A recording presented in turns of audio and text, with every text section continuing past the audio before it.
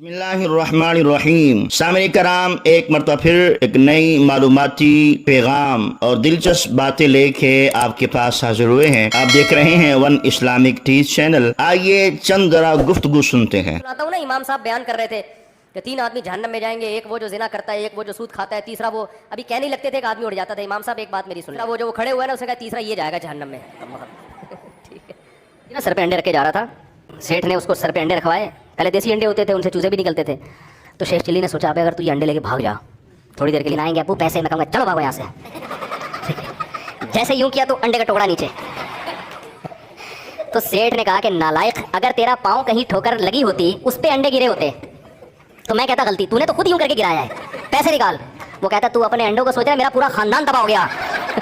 جی تو سامعین و ناظرین، آپ نے ان دین کے علماء کی باتیں سنی. اگر تو مسجد میں کہہ کے لگائے جا رہے ہیں پھر تو بہت شدید گناہ ہے. اگر ویسے ہی ہنسانے کی غرض سے لوگوں کے کہہ کے بلند ہو رہے ہیں، مسجد نہیں ہے، پھر بھی گناہ ہے. تو کریم آقا صلی اللہ علیہ وسلم مسکراتے تھے. حدیث شریف ہے مسکرانا نبی پاک صلی اللہ علیہ وسلم کی سنت ہے، اور کہہ لگا کے ہنسنا یہ شیطان کا طریقہ ہے. تو اس لیے اب جو دور چل رہا ہے یہ جناب 14ویں صدی ہے، نہ تو اس کی عوام کی سمجھ آتی ہے اور نہ ان دین کے سمجھانے والوں کی. اب اللہ ماشاءاللہ مفتی صاحب کو صاحب علم ہیں، صاحب حیثیت ہیں، ماشاءاللہ پروقار شخصیت ہیں، لیکن دیکھیں جناب کہہ کے لگائے جا رہے ہیں. اور جناب ادھر مرزا صاحب کو دیکھ لیں، انہوں نے تو عجیب جناب بات کر لی ہے. اب مفتی صاحب کی عجیب بات ہے، انہوں نے کوا حلال کروا دیا ہے. اور ادھر جناب دیکھیں مرزا صاحب کو، انہوں نے جناب جی بتیجی اور بانجی کی بیٹیوں سے نکاح جائز کہہ دیا ہے. اب دیکھیں دین میں منمانیاں ہو رہی ہیں. تو کریم آقا صلی اللہ علیہ وسلم کی حدیث ہے کہ مسجد میں ہنسنا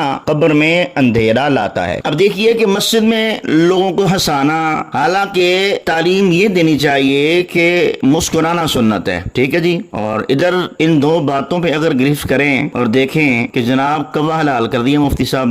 کیا کوا حلال ہے؟ میں نے ایک مفتی صاحب سے سنا ہے کہ اگر کوے کی کو 7 دن تک حلال اور پاکیزہ کھلائی جائے تو وہ حلال ہو جاتا ہے. کیا یہ بات صحیح ہے؟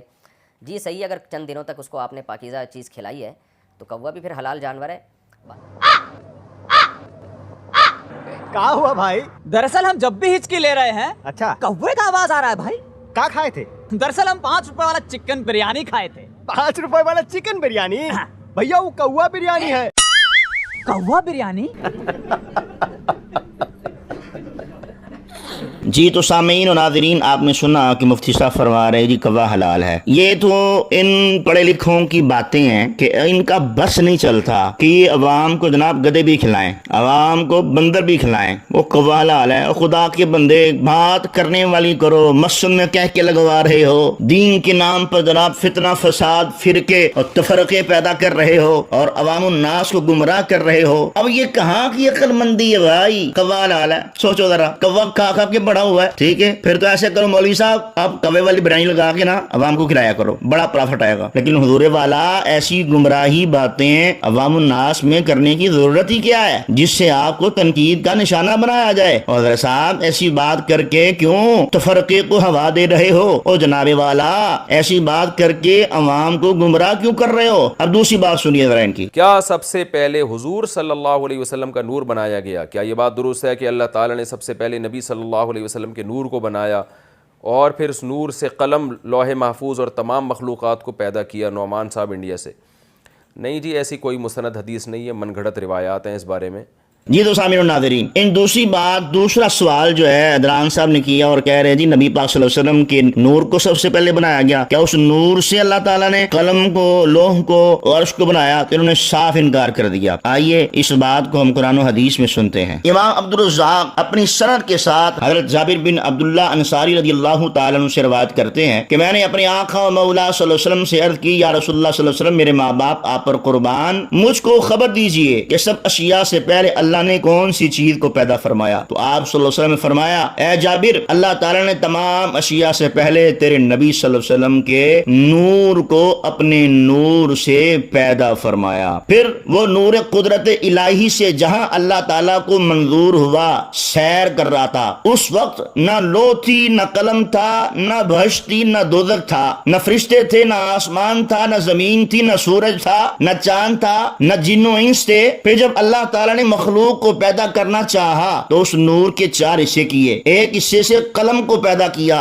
दूसरे हिस्से से लौह को, तीसरे से अर्श को। फिर आगे तवील हदीस है जिसका मौजू बहुत तवील है। मकसद बयान करने का ये है, इस हदीस शरीफ को इमाम अब्दुल रज़ाक जो कि इमाम बुखारी के भी उस्ताद हैं, आपने इस हदीस को सनद के साथ बयान फरमाया है। मज़ीद सुनिए, इमाम क़स्सलानी रवायत करते हैं कि अल्लाह ताला ने नूर मुहम्मदी सल्लल्लाहु अलैहि वसल्लम को हुक्म फरमाया कि अनवार अंबिया पर तवज्जो करें। बस हुजूर सल्लल्लाहु अलैहि वसल्लम के नूर मुबारक ने दीगर अंबिया कराम अलैहिस्सलाम की अरवाह व अनवार पर तवज्जो फरमाई तो उस नूर ने उन सब अनवार को ढांप लिया। उन्होंने अर्ज की, बारी ताला हमें किसने ढांप लिया है? तो अल्लाह ताला ने इरशाद फरमाया, ये मोहम्मद सल्लल्लाहु अलैहि वसल्लम का नूर है। अगर तुम इन पर ईमान लाओगे तो तुम्हें शर्फ नबुव्वत से बहरावर किया जाएगा। इस पर सब अरवाह अंबिया ने अर्ज की, बारी ताला हम इन पर ईमान लाए। इसका मुकम्मल जिक्र इस आयत करीमा में, वइद अखज़ल्लाहु मीसाक़न नबिय्यीन लम्मा आतैतुकुम मिन किताबिन व हिकमतिन सुम्मा जाअकुम रसूलुन मुसद्दिक़ुन लिमा माअकुम लतु'मिनुन्न बिही व लतंसुरुन्नह। याद करो उस वक्त को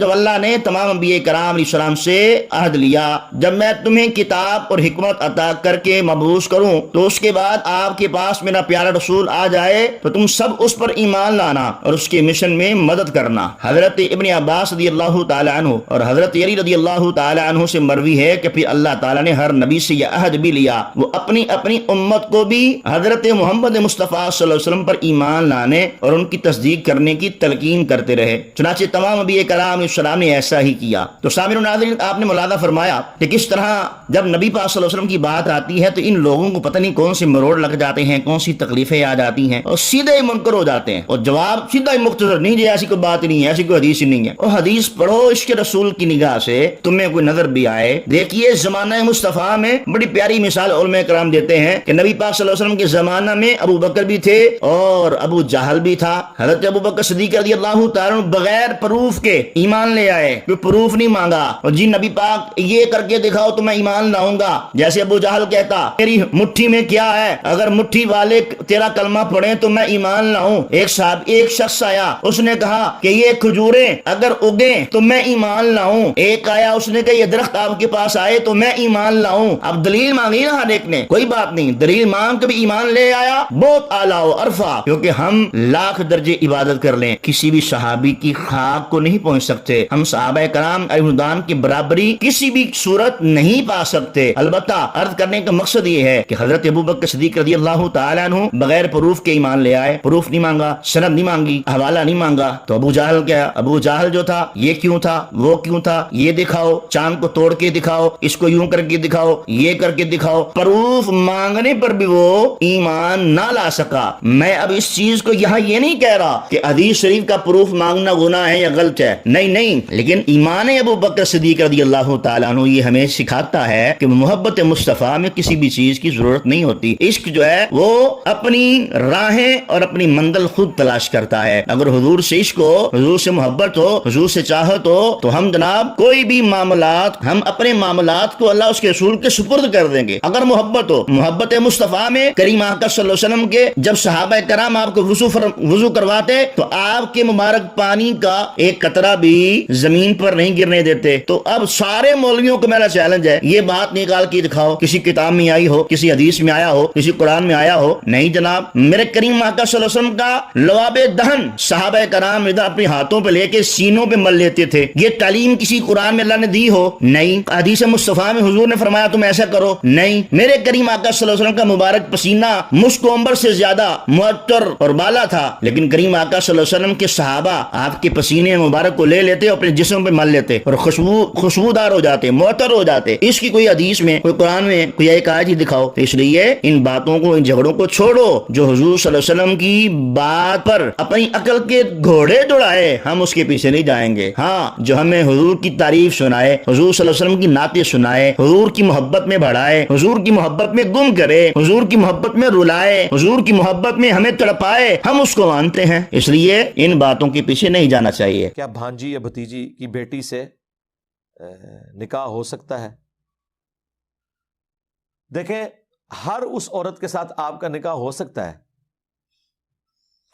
हां, भांजी या भतीजी की जो आगे से औलाद है وہ تو آپ کے لیے غیر محرم ہے نا، اس سے شادی ہو سکتی ہے کیونکہ اس کا باپ الگ ہے، وہ الگ نسل ہو گئی۔ تو سامعین کرام، آپ نے سنا کہ مرزا صاحب بونگیاں مار رہے ہیں اور انہوں نے کہا ہے جی بھتیجی اور بھانجی سے بھی، اس کی بیٹی سے بھی نکاح جو ہے جائز ہے، حالانکہ شریعت مصطفیٰ میں ایسا کوئی کانسیپٹ، ایسی کوئی خبر نہیں ہے۔ اب یہ تو بھتیجی کی بیٹی سے، بھانجی کی بیٹی سے نکاح جائز کہہ رہا ہے، یہ بونگیاں مار رہے ہیں۔ امت کو کس جانب لے کے جا رہے ہو؟ کبھی گدے کھلاتے ہو امت کو، کبھی کہہ دیتے ہو جناب بونگیاں مارتے ہو، باب شاہی کوئی نہیں۔ جب باب شاہی کوئی نہیں تو مجھے بتا پھر السلام علینا وعلی عباد اللہ الصالحین نماز میں کیوں پڑھتا ہے؟ اگر باب شاہی کوئی نہیں تو اہدنا الصراط المستقیم صراط الذین انعمت علیہم قرآن میں سورہ فاتحہ میں کیوں پڑھتا ہے؟ نکال دے پھر قرآن سے باہر، اتنی جرت کر کے دکھا، پھر اتنے تو بابوں کا مخالف ہے۔ وہ ان بابوں کے طفیل پاکستان ہندوستان میں اسلام آیا ہے، ان بابوں کے طفیل ہی اللہ تعالیٰ نے ہمیں عزت بخشی ہے، اور آج تو ان بابوں کا مخالف ہو گیا ہے۔